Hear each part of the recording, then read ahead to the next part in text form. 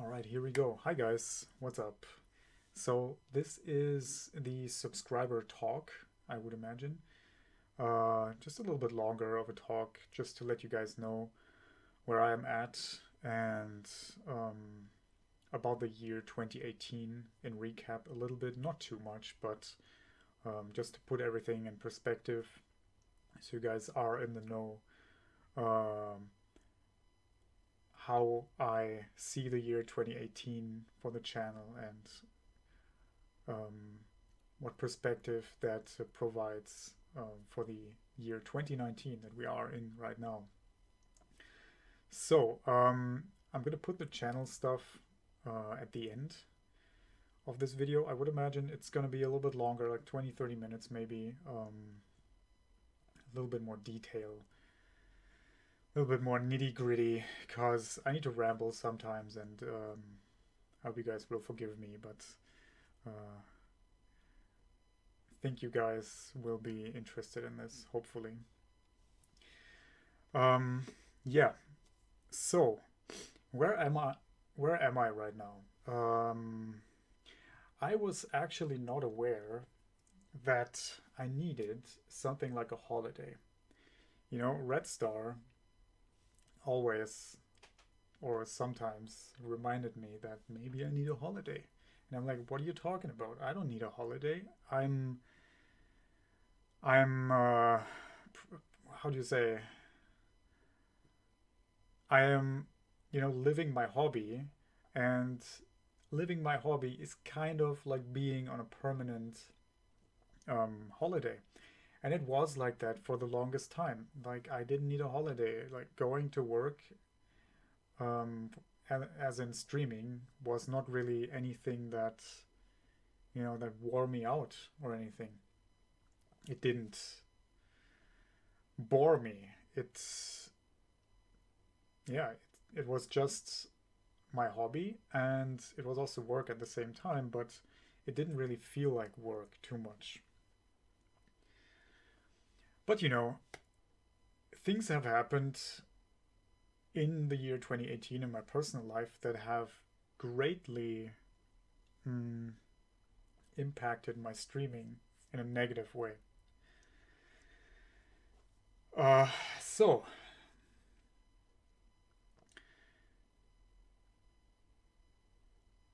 how do I start this? How do I say this?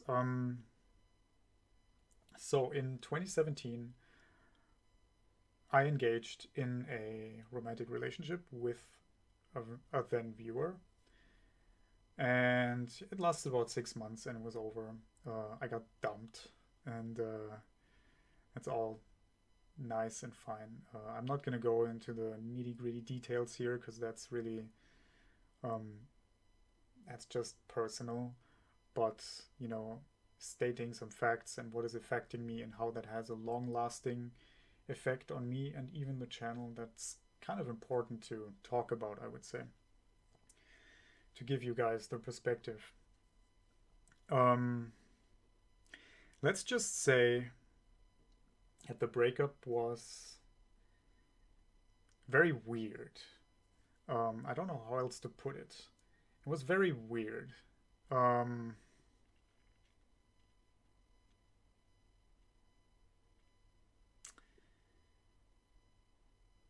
I'm I have not scripted this at all, so I'm currently thinking about how much I really want to disclose. Probably nothing really. Let's just say that it was weird, okay?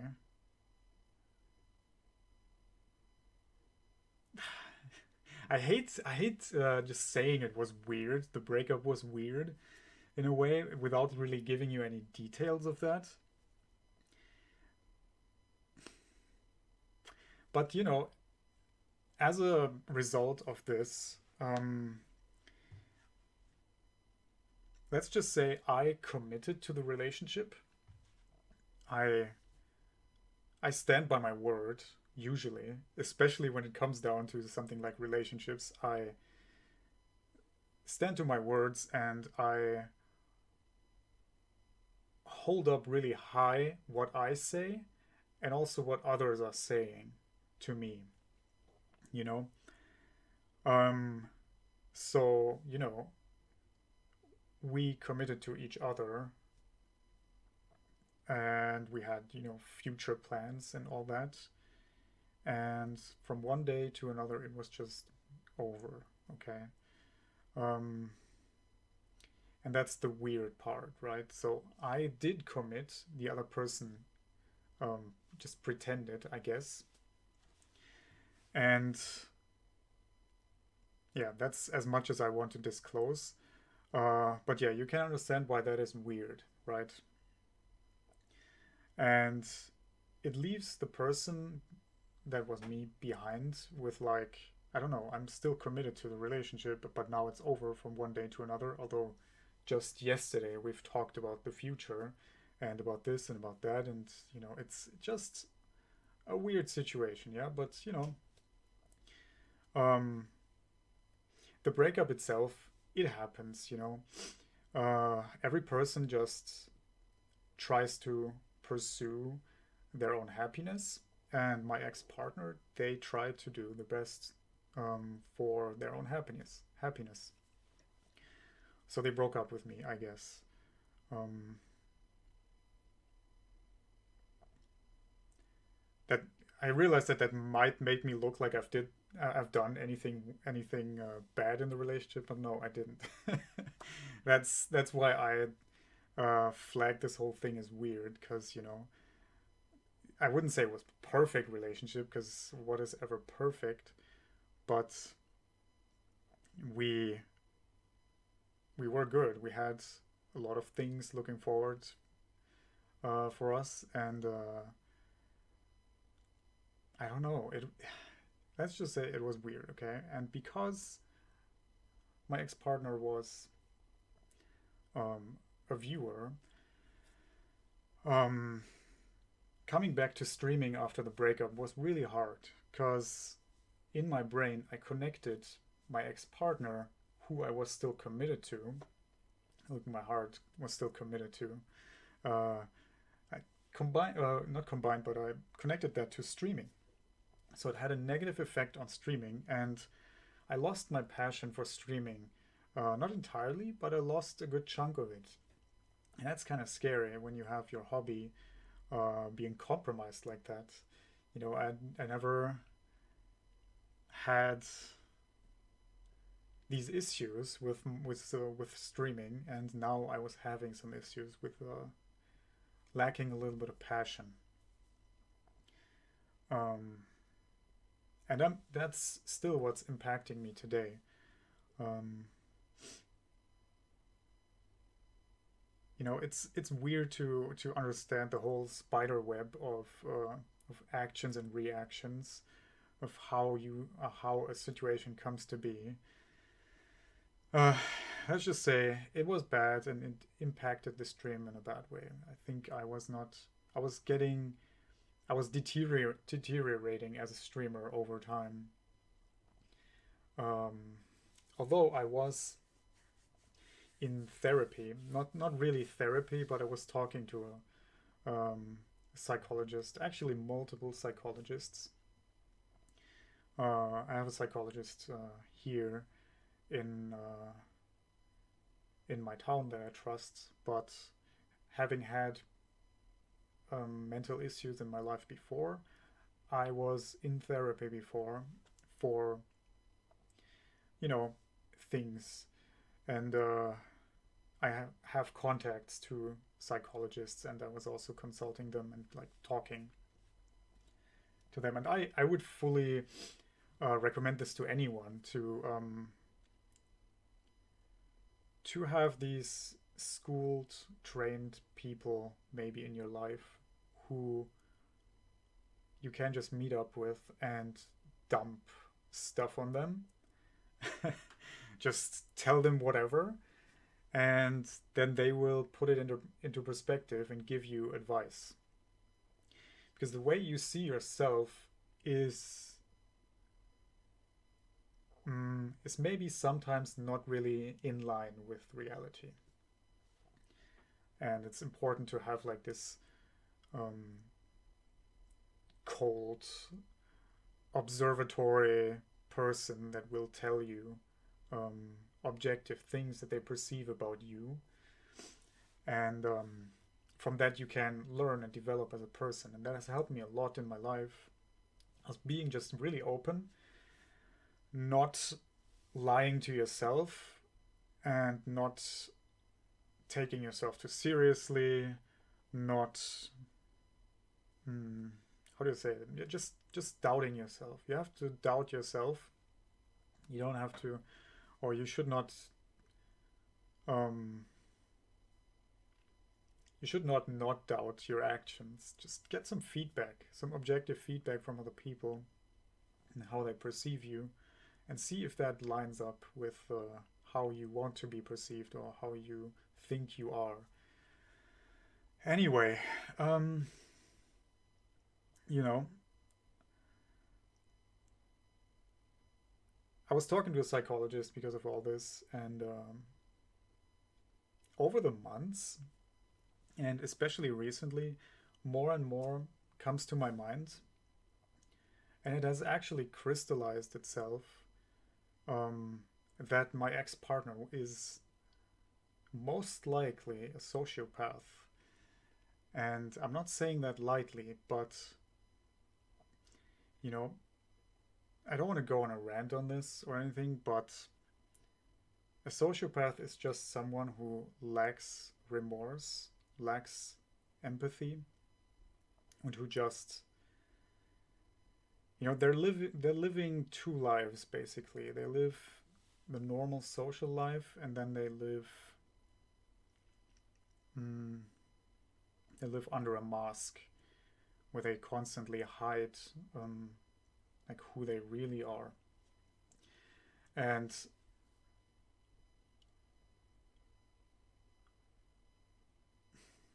the fact of breaking up is not what I connect with sociopathy.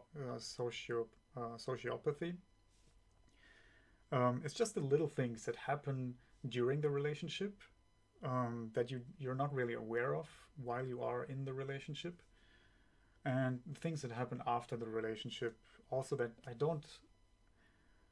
didn't realize. But when I was talking to psychologists and told them about my observations and stuff, it becomes more and more obvious. The dehumanizing, degrading, condescending, and this just unapologetic attitude, you know, that's just shocking to me. In my adult life, I I've been with women before. I have been dumped before. I also have dumped before. And year 2018, man, that is the year where pretty much, or like let's say half of 2017 and 2018 is the year where I've come into contact with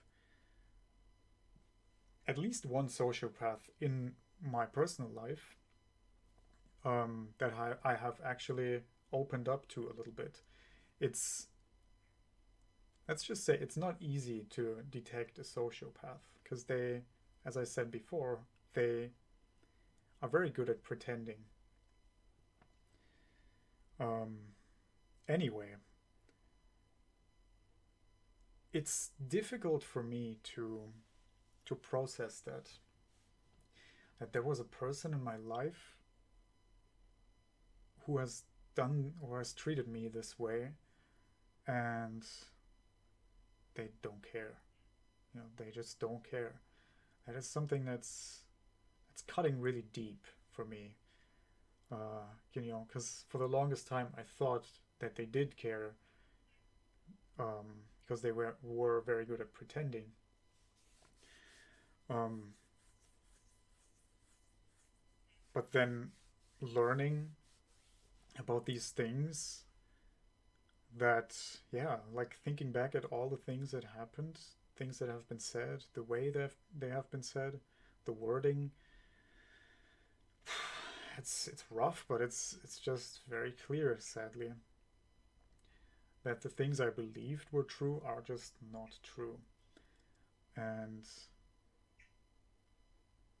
I've basically made a fool of myself, I guess, but how can you really be prepared for a sociopath, really?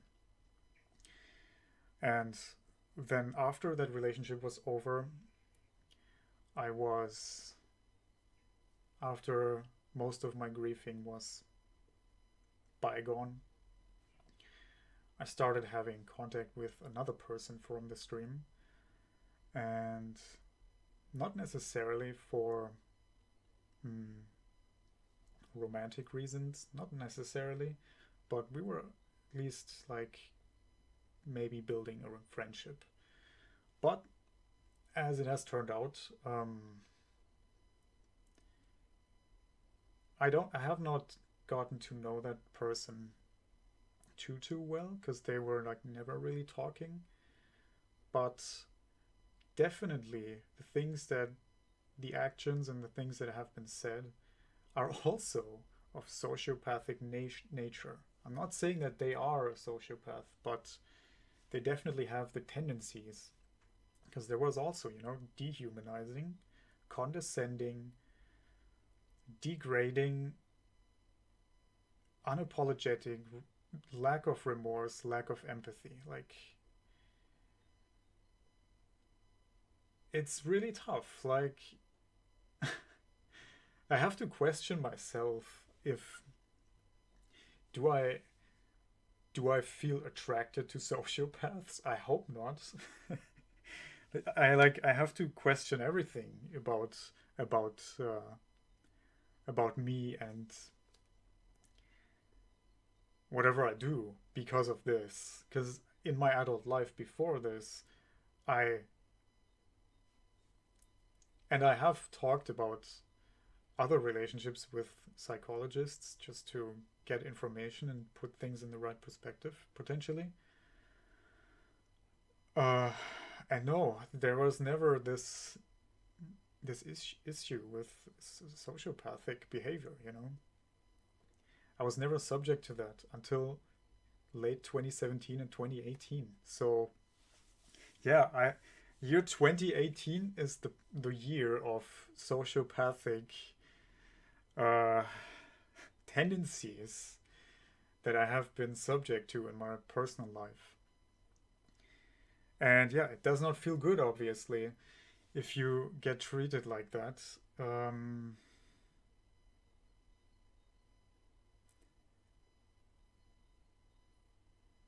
it's not easy to deal with. You need a really thick skin and some time to heal this stuff. Maybe other people are have it. Maybe other people can deal with this easier, but I can't because even in my upbringing, when I was a little boy, there were a bunch of um, adults in my life, stepfathers, multiple ones, and such, and pretty much all of which have been sociopaths. They did not care, they were violent and abusive and whatnot, you know. Uh, so yeah, that's why I said it cuts deep when it all of a sudden happens, it kind of smacks me back a little bit after like all these years not really being exposed to this. Year 2017, 2018 is where I get really bounced back like that. And obviously this all of this has impacted the stream. uh, I think I have become a pretty bad streamer, not all the time, but especially a bad streamer in terms of consistency. I have just randomly taken days off. I've had a schedule, then I did not have a schedule. I said I said I would do things, but then I didn't do things. Like for example, Star Ocean 2. I don't know when I will do Star Ocean 2. It nags me every day that I have not done Star Ocean 2 100%, which is actually pretty ridiculous because the game has like 50 million endings. Uh, But yeah, I still need to do that.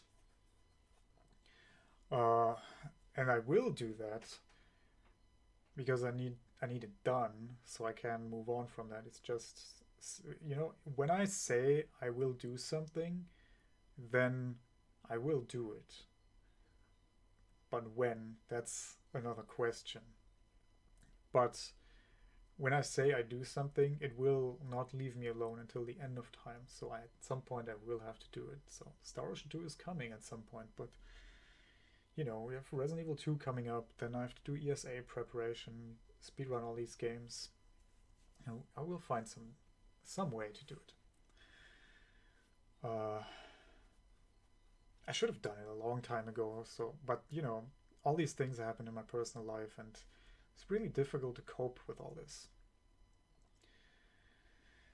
Uh, as you have seen, in the year 2018 was probably also the year where I've streamed the most games. Like, so many different games that I streamed. It started off with Monster Hunter World, that I streamed for like 300 hours in 1 month. And, I thought that with putting in a lot of time and effort, I can just do something with that game in particular on Twitch. But I didn't. I think the reason why Monster Hunter World failed for me was because I didn't have really a structure. It's mostly my fault, and then just random luck. But I was streaming the game too much. I probably was not too entertaining for like at least 50% of the time because streaming so much. Like, who can be entertaining all the way through in a 300-hour work month? Not you can't do it. The structure was missing, and because I was also spending so much time with the game, I got annoyed by like petty little things in the game, the load times and not being able to skip cutscenes. The cutscene issue. I still wholeheartedly think that I would have at least played the game for weeks or months more if I was able to skip cutscenes, because then you could actually do campaign runs, and with all weapons, campaign runs with the longsword, with the greatsword, with the insect glaive, with all these weapons you could do campaign runs, speed runs that is, and just have all these runs and do it every day. And it sounds fun to me. That's something I would want to do, but I will never do it in Monster Hunter World unless I can skip cutscenes, because it's literally hours of cutscenes. Like, no one can really be asked to sit through that shit. Anyway, yeah, that's why Monster Hunter World failed for me. Too much. I was doing too much. No structure. And yeah, sucked. And it really pissed me off at that point, at that time, that the game failed. I was kind of really frustrated with everything. Because that early 2018 was already the point where a lot of things have failed for me. Relationship has failed. I did speedrun Bloodborne at the end of the year 2017. That also failed. I was just really negative, you know.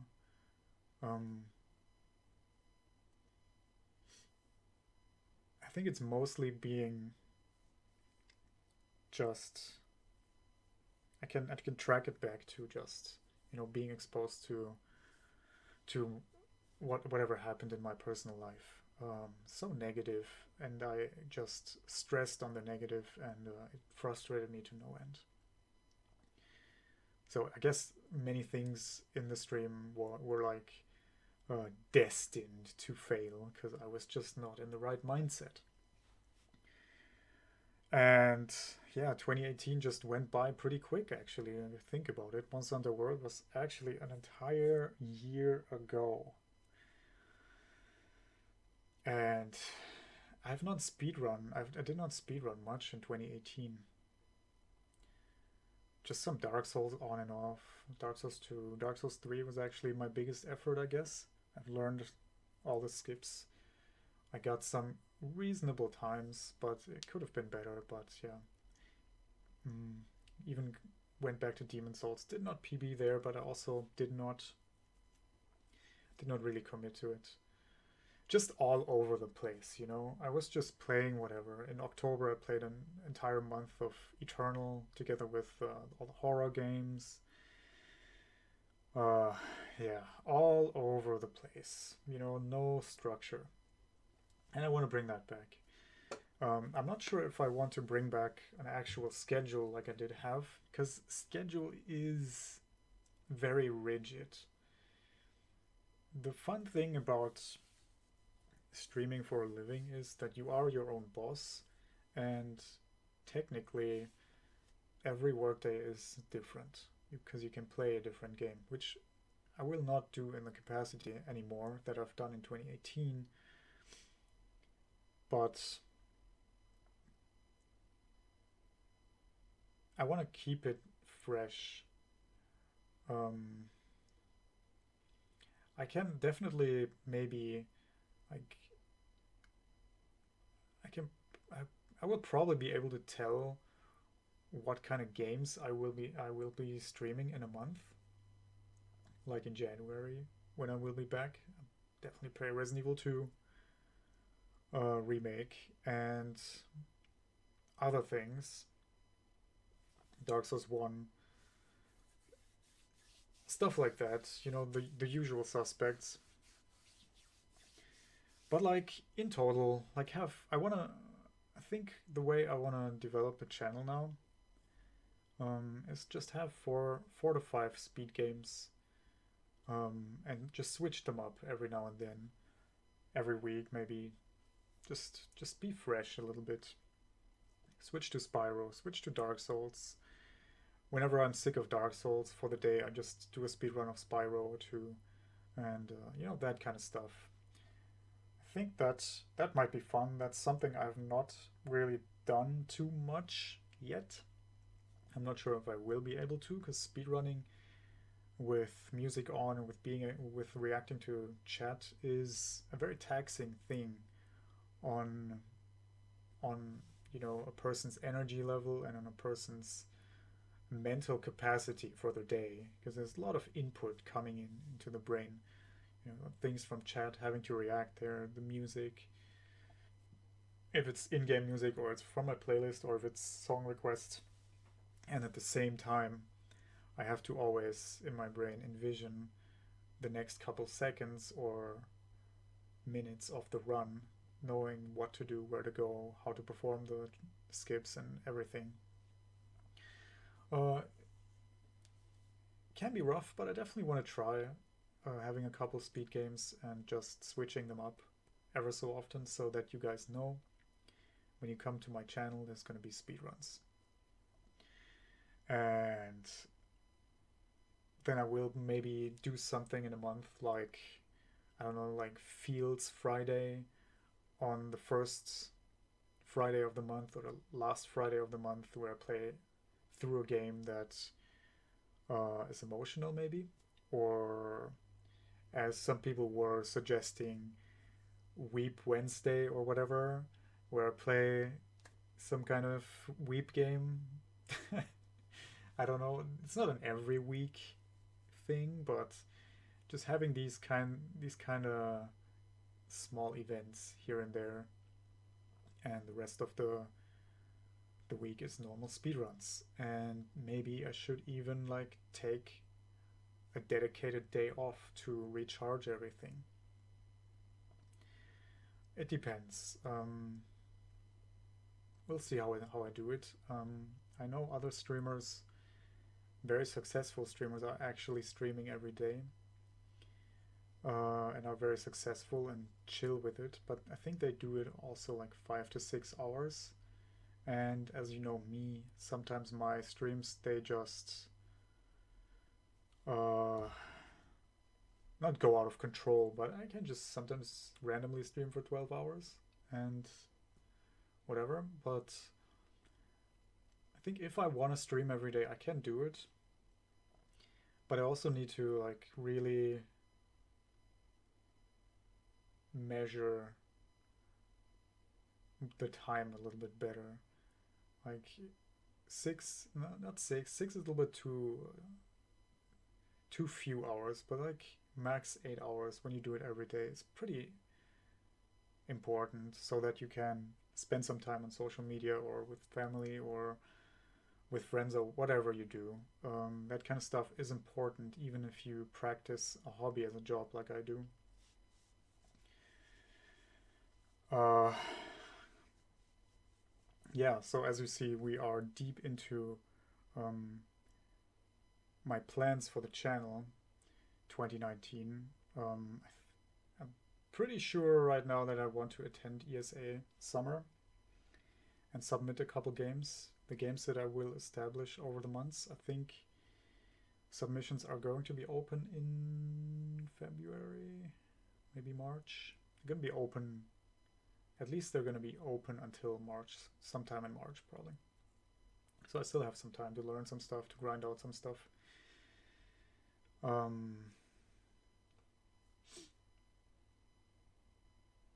I'm very excited about going back to streaming, about doing this more focused speedrun schedule. Speedruns are fun, they're motivating, they're very rewarding, and in my mind, I'm gonna have a lot of fun, and I hope you guys will also enjoy the content. I don't think that I can really get to a point where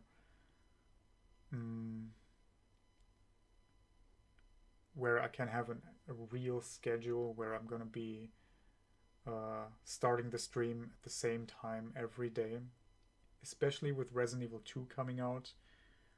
I'm gonna play the game like crazy, so the schedule is gonna be out of the window. I'm gonna just sleep, eat, and stream pretty much. I'm gonna give it the Monster Hunter World treatment, but this time I'm gonna be very observant and responsive to feedback that I get, and just myself see how I think I can handle this. But I will just play through the game a bunch of times and then speedrun it, and that's it. And then go all in on that. Not all in, but I think a bunch of good speedrunners will speedrun that game, and I wanna,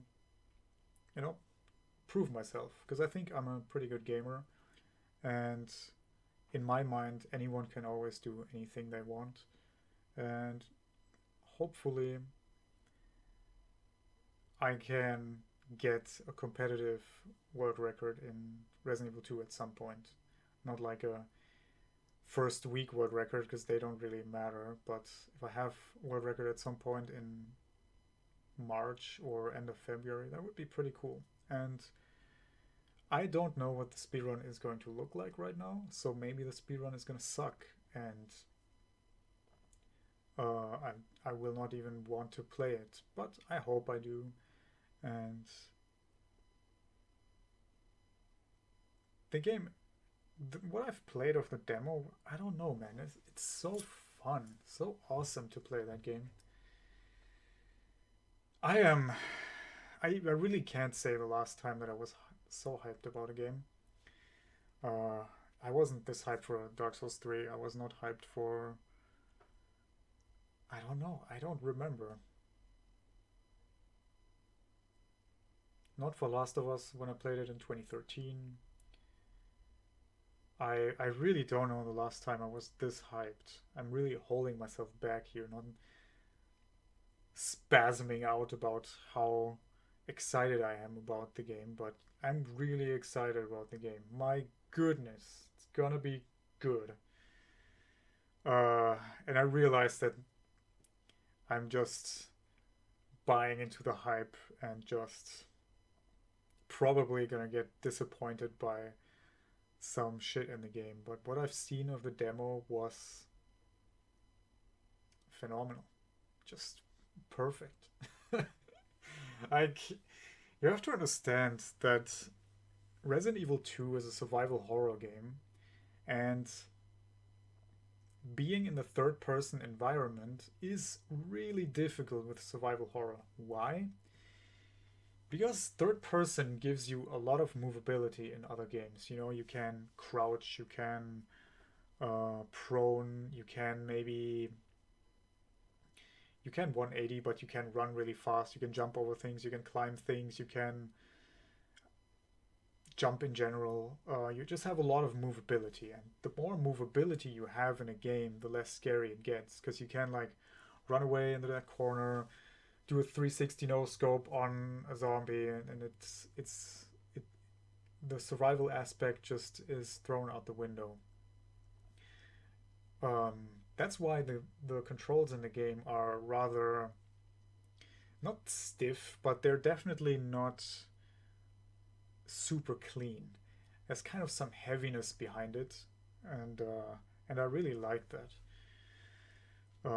Leon could run faster, you know, like I would run faster in that scenario probably, but he just doesn't. It's just a genre limitation, I would say. So it's perfect for me.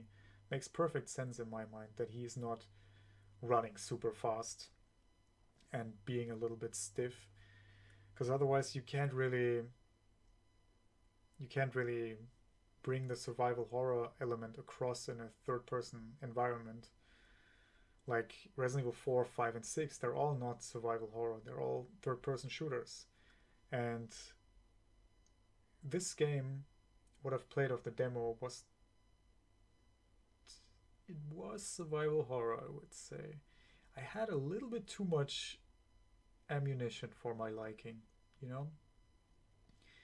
Like in the demo I had so much ammunition at the end when you fall down into the library. It didn't matter if I put 20 bullets in one zombie, in each zombie even. Uh, it would have been okay, you know. But maybe that was just for the demo, so people can try out the weapons and whatnot. I'm. Give me a second.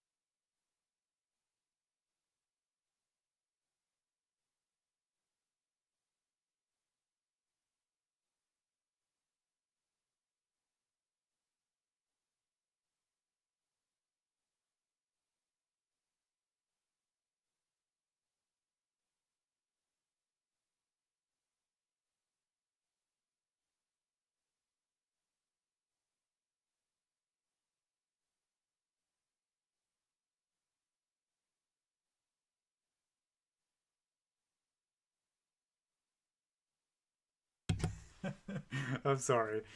Uh, yeah, it was my sister. She is very excited for good reason because she was accepted um, in her new job. She's working a job right now, and it's not the best conditions. It's like working here and then and not getting paid for everything. This the job she has now or she's going to get now is very stable. Nice, that's good. And also she was at the vet with Cujo, and he has some kind of problem with his stomach, so they're trying to figure out right now what the heck is going on there. The little boy is having trouble. Anyway, I don't know where I left off. Whatever. Resident Evil 2 is hype. I am hyped about coming back to streaming. Not today, not tomorrow, but probably Wednesday. I will come back, stream some Dark Souls 1 and the original Resident Evil 2. Go through the game again, show you guys what the game is about, what to expect, maybe what to look out for in the remake. And when the remake hits, I'm gonna play it immediately.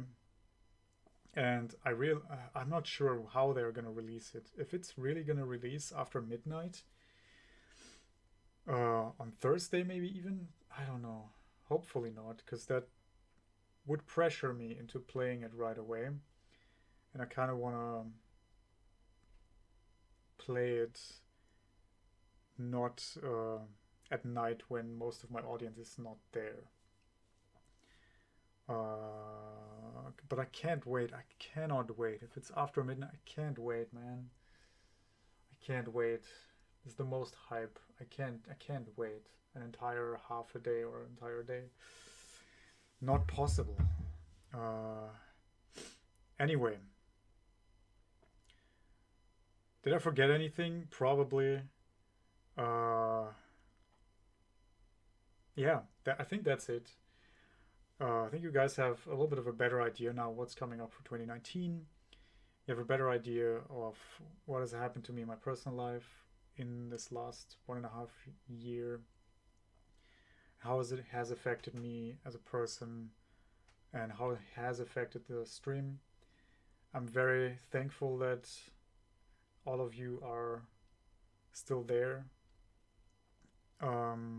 Oh, there's one thing I completely forgot to talk about. Right. So, as you guys know, half a year ago when I did the other really long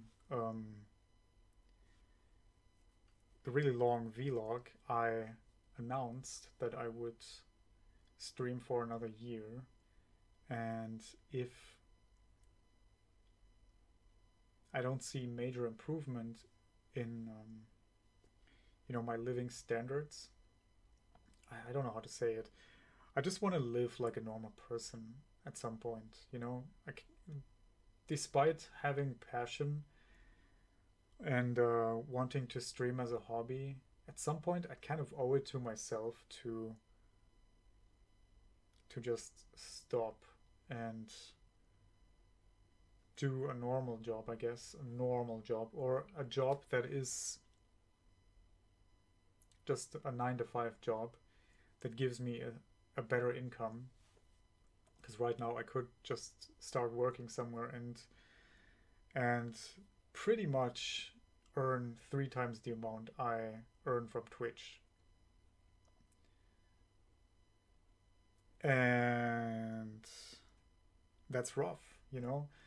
I'm living at the lowest of the low standards for quite some time now, and at some point,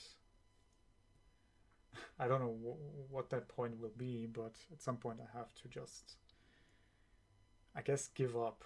I'm not sure how else to say it. Right now, because of everything that has happened, of the way I have streamed in 2018, things that have impacted me and the stream, and so many different games, no consistency. We are actually at the lowest sub count in ever, maybe ever. Not ever, because of course on the first day that I got my partnership, I had less subs than now, obviously, but I think we're about the same now as I was back in the day in the after 1 week of having the partnership. It's pretty low, mm, but it's okay. I find that completely okay. I'm not panicking or anything. I have in my mind all these things looking forward for the channel, more focus on speedrunning, and I'm really excited and looking forward to not starting from zero, because the amount of subs I have right now is not zero, far from it. I can still kind of just pay my bills with this, but it also feels good in a way because we have cleaned house a little bit. Some people are gone now from the viewership who were,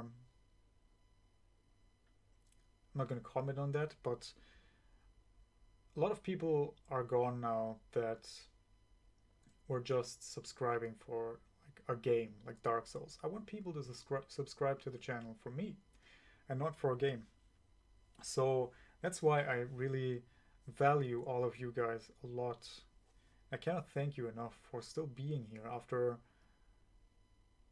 I'm really probably too harsh on myself because a lot of people have given me positive feedback and how I'm impacting their lives in a positive way with my stream. But the standards that I have for myself, I find that in 2018 I was pretty shit as a streamer. That's just my own perception. Holding myself up to my own standards, I should have been better. And numbers don't lie. We are at this point right now with the sub count, and there's some truth to that. Although I exaggerate maybe saying that I was shit in 2018, the numbers do not lie. Like, I have been declining in my sub count for a reason, and that reason has to do with me. Like, who else is to blame for it? Like, if a streamer is declining, then they are shit. Unless my sub count was just super high at some point and the decline would be natural to like come back down to the level that is actually normal for my channel.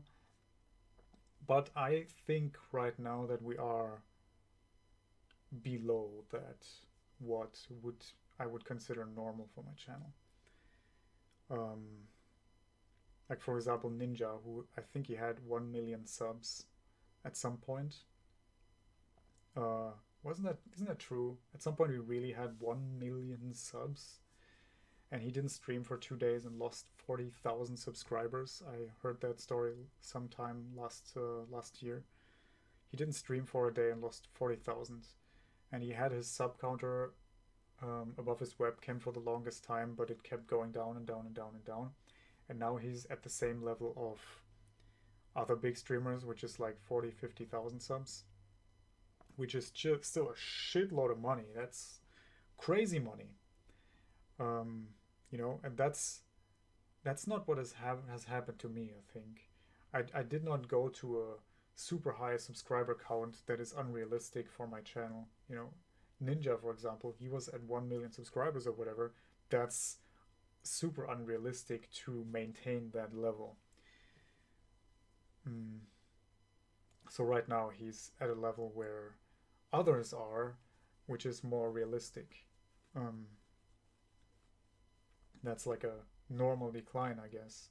He had that insane hype for a couple months and it's declining naturally. In my case, it was declining because I was shit. It is how it is. Uh, but I will be better, you know. I know I can always it can always become worse, but I don't think it will. I'm excited for what's to come. I'm motivated to put in the time. I will be dedicated, and I will have the passion. And those are the recipes for some sort of success, at least. Um, so yeah, thank you again for listening. My God, I don't know how long this is, but yeah, rambling on. I hope this is okay for you. Give me all the feedback. I'm gonna read everything as always, and even if I don't respond right away in Discord or wherever you give me the feedback, I still read it. But sometimes before I respond, I need some distance from everything a little bit, because I need to put things in the correct perspective, and that sometimes takes a couple days for me. I'm slow, but that's okay. Yeah, anyway, thank you guys again for listening. I'm missing all of you. I hope you have wonderful lives. Be excellent to each other, and I'll see you guys probably on Wednesday when I will stream again. Peace.